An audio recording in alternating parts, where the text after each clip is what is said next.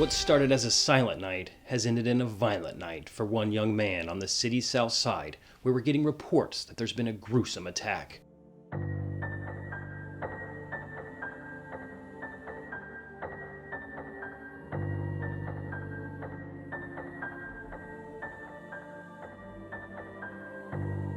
Indianapolis homicide detectives say they've received a tip from someone claiming to be the South Bend Shovel Slayer.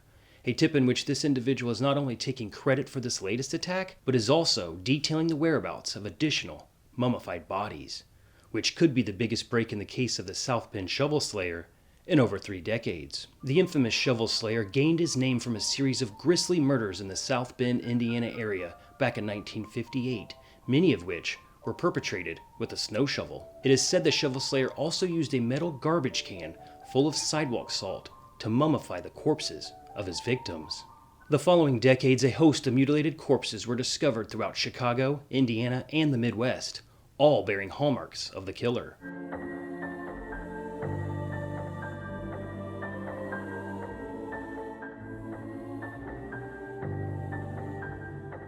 It is believed that the Shovel Slayer may have actually been involved in helping thwart a home invasion in Chicago back in 1990 when a young boy was left home alone at Christmas time and was almost attacked by 2 burglarizing bandits.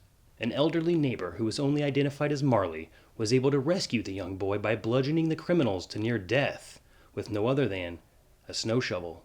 Many speculate that this individual was in fact the Shovel Slayer hiding in plain sight in their small, quiet Chicago suburb.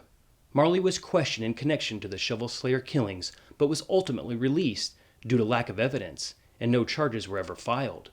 And the Shovel Slayer was never heard from again. Perhaps until now.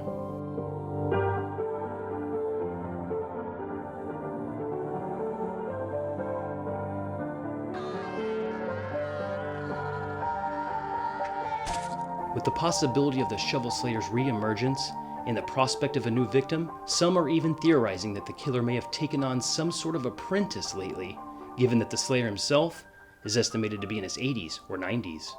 We will continue to follow this story as it progresses, but right now police are saying to just be weary of being home alone during the holidays. In other news, cats for Christmas.